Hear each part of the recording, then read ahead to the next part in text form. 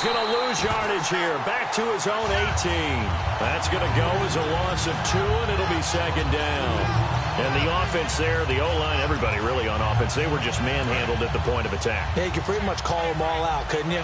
Almost by name, right? That was a very tough sequence for the offensive line. But how about that defensive front? Creating a new line of scrimmage and creating a lost yardage possibility.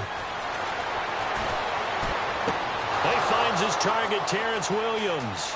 Past the 20. Touchdown, Cowboys. Terrence Williams, 81 yards. And the Cowboys have taken the early lead.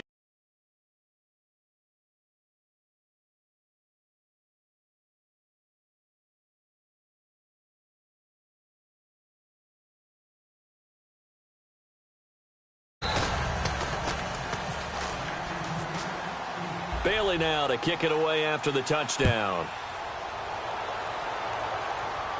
That's fielded in the end zone. And he'll elect not to return this one, so they'll bring it out to the 25 on the touchback.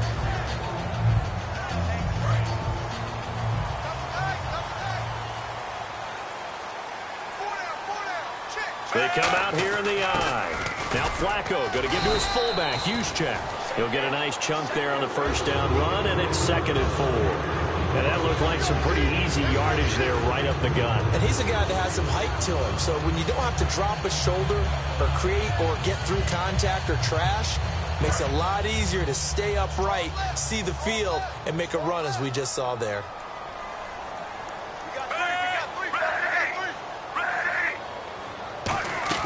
Second down, Flacco now. And this one's incomplete. He was trying to get it to Steve Smith that time. And that'll bring up a 3rd down. In this offense, they look towards Steve Smith a lot. It's a good idea because if you don't, you're going to hear about it. No one plays the wide receiver position angrier or better than Steve Smith Sr. Setting up to throw, Flacco. And a quick throw here, that's complete. They convert on 3rd with a gain of 22. And Brandon, from our time in college football, where receivers weren't running the traditional NFL route tree, one thing they did learn, find open areas, find soft spots, and set up and catch the ball. And I think we just saw that there. Yeah, we saw that indeed, picking up the first. On first down, Flacco dumps it off to Forsett. It's an 8-yard pickup, and it'll bring up a 2nd down. I know most of the time when the ball's in the air, you're thinking wide receiver, tight end, but running backs, they can be a big part of any passing offense nowadays.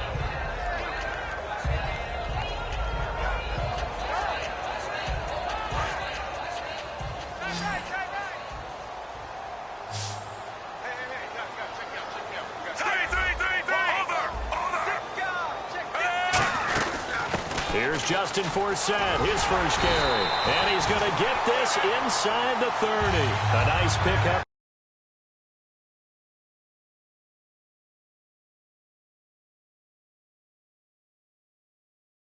And it'll move the sticks.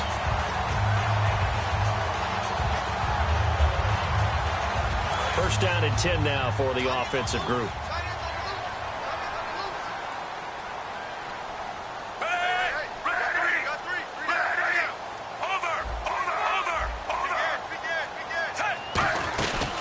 To the ground on first. Again, Forsett. And he's going to fight his way forward here for a modest gain. 5 yards on the carry. Good pickup on first down. And now the defense for Dallas. Sean Lee is a linebacker with an exciting mix of tackling ability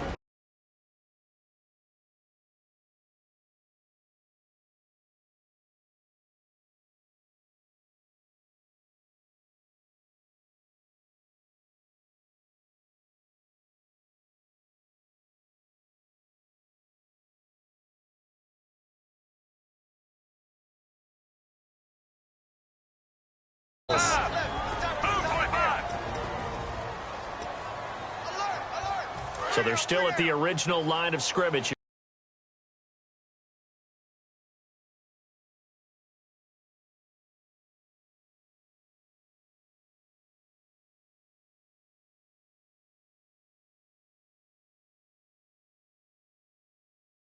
10. On second down, Flacco to throw. And Aiken with it over the middle. And they do get him down, but he's inside the 5 all the way to the 3. And that's one of his advantages of a passer, is now with his height, setting back there in the pocket, firing over the middle, he can really see everything clearly. It is, and I know that other quarterbacks get it done different ways, all right? You don't have to be his height to make a great play. But what he does is he takes away having to make those slide steps. And he is into the end zone for a Baltimore touchdown. Kyle Juszczyk, a 2-yard touchdown grab. And the Ravens are an extra point away from tying the football game. And it's no good. He misses the extra point, and this remains a 7-6 game.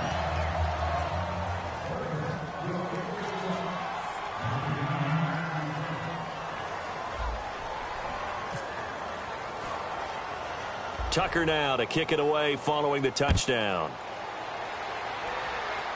Now it's Lucky Whitehead on the return. They juked him, muscles him off.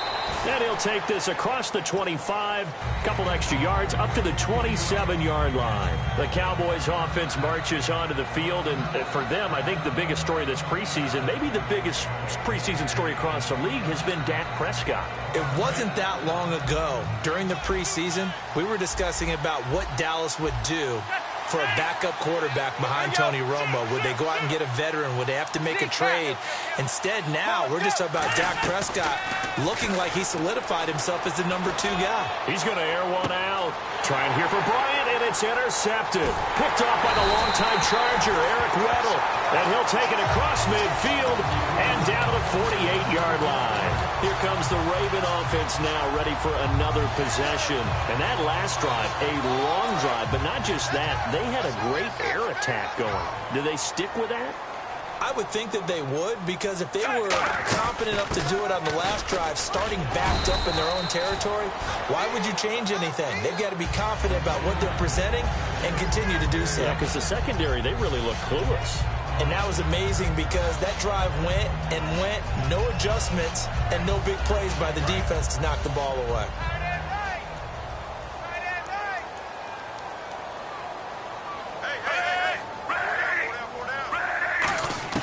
Flacco here on second down. Finds his man, Watson, over the middle. And he gets it inside the 35 and just shy of the 30. It's a 10-yard pickup, and it moves the chains.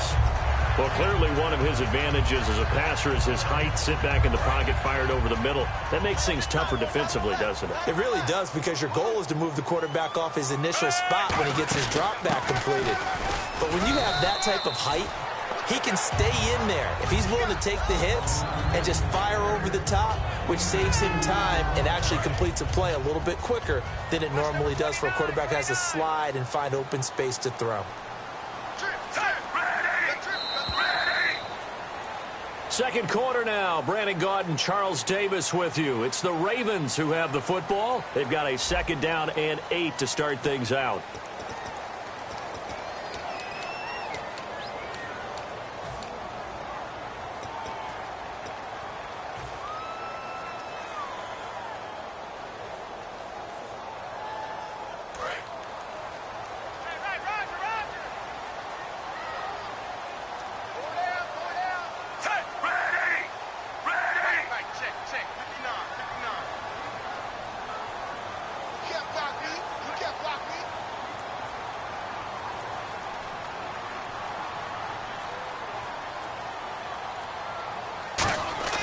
Here's Flacco.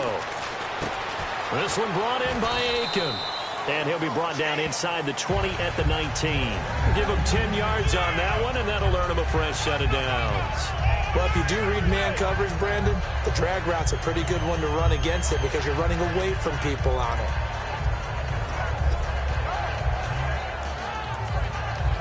And the offense lining up 1st and 10.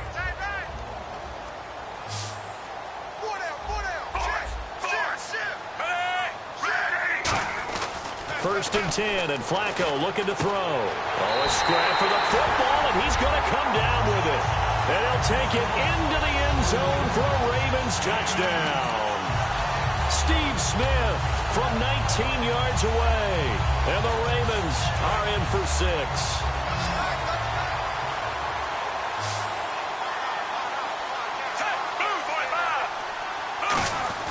Flacco looking to throw for it. And he's going to go down just outside of the 5, right around the 6-yard line. Tucker now to kick it away following the touchdown. This will be taken to the back of the end zone. And in hindsight, probably should have stayed where he was, as he'll only get back to the 16-yard line. And now here come the Cowboys. And last time wasn't pretty. One play and an interception. We'll see if they can do better. I want to see if they want to go ahead and throw the ball again now on this drive after what happened on the last one. Throw it on the first play. Give the quarterback some confidence. See what happens.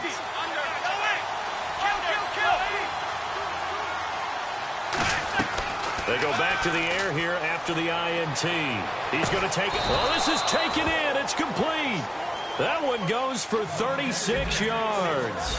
Well, last drive he threw the pick, but he's not shy. He's going downfield again there. And you can't be, because if you back off after throwing an interception, your whole game plan just goes right out the window, and it makes things easier for a defense.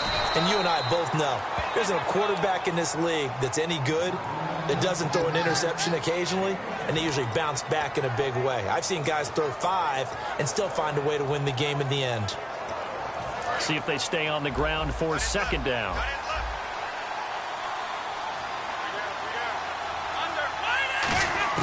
On 2nd down, here's Romo. Throwing right, and that's complete. And he is out of bounds, just a yard or 2 shy of the 30. When you see zone defense and you know you've got a drag route on as your primary call, you've got to be really careful as a passer about how far you let your guy go, because he might wander into some tough coverage. And he'll be hit as he releases it, and that'll fall incomplete. It's a tried-and-true formula, and I don't think it'll change for as long as we play football. If someone's trying to throw the ball and you can put pressure on them and make it tough, that's only going to help your defense. Yeah, he's since being hurried. He got rid of it before taking the hit, but incomplete. A nice job to get 8 there after the incompletion, and now they'll look at a 3rd and 2 coming up. This drive is turning into an extended one, and the guy carrying the ball, he's becoming more like a body blows guy. Every carry is putting some damage on the defense. So after a while, I'm not too sure how many guys are going to want to run up and tackle him. Oh, the ball comes out on the hit, but they'll say it's incomplete. Des Bryant, the intended receiver. And that's going to bring up a 4th down. Putting pressure on the guy throwing the football is always good, but when you can couple that with contact on him that leads to an incompletion, as we just saw there, that's winning football. And Bailey able to knock it through. And the drive will wind up yielding 3.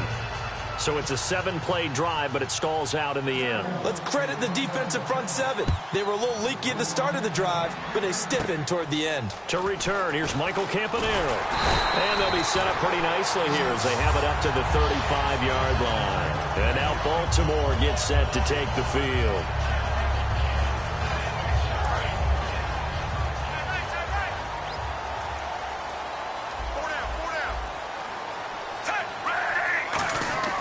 Throwing here on 1st down, Flacco. And Watson has it right side. And he's brought down after a good gain.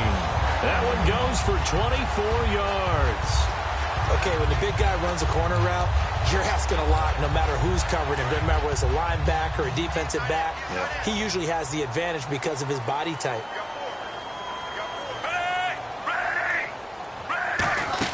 On 1st down, this is Forsett. And little room to maneuver there. He gets it down to about the 39. Just a yard on the pickup there, and it'll bring up a 2nd and 9. A 1-yard gain can look like a disaster, but it all depends on how the game is going. Is it a series of 1-yard gains running the ball? If that's the case, you might have to start thinking about throwing it a little bit more. But if it's just the occasional 1-yard run, hey, congratulations to the defense. They won that one. Come back and get them the next time. On 2nd down, Flacco to throw. Smith catches left side. And he gets it down to the 32. They'll give him 8 on the play, and that'll make it 3rd and 1. 2 minutes to play here in the 1st half. We're back to Baltimore after this. And on 3rd down, the Cowboys bring in an extra defensive back.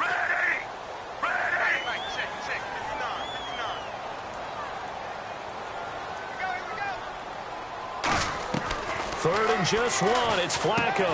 And he finds his man, Kamar Aiken. It's a gain of 4, and it gets him the first.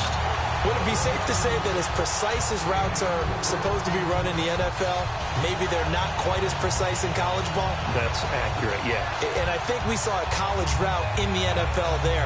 Just find the soft spot, find the dead zone, and find the first down. And that's what he just did.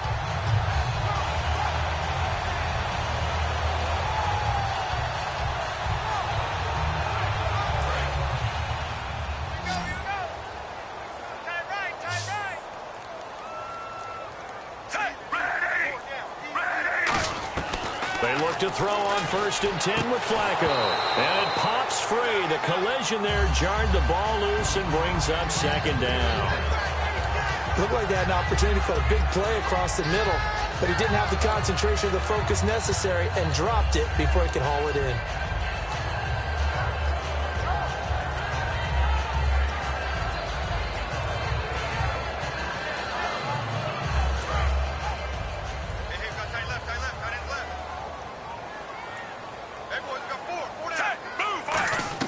Incomplete on 1st down. Now Flacco on 2nd.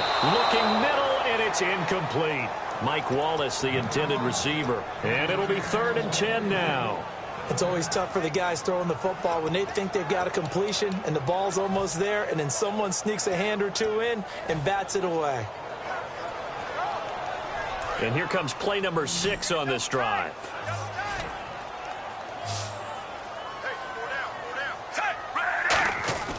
Third down, Flacco now a hit, and Flacco drops the football. It's loose.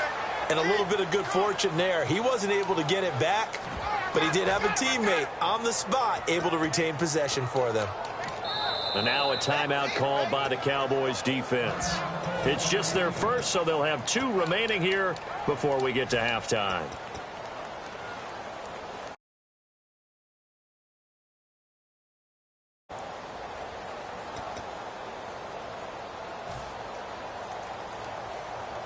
Flacco and the offense staying put. They're going to go for it on 4th. Flacco now on 4th. And this is incomplete. All right, well, we've got a minute here. Let's talk about injuries because preseason it can alter a team's fate. Let's start with the good stuff, though. Rashad Perryman of the Ravens, Tom Hawley of the Chiefs, both of them off of the PUP. Yeah, they're off. Unfortunately, Vontae Davis, Colts corner, got injured. Dion Lewis with a knee. And then the Bears' Jeremy Langford also had an injury. So it's kind of the yin and the yang of preseason injuries we always see. Everyone has to adjust, has to find a way to overcome those injuries. What do you say we end on an up note, though? All right, what do you got? Victor Cruz of the Giants, all right? Since that knee injury, calf injury in last season, maybe we'll get to see him back on the field in the regular season. He's back at practice.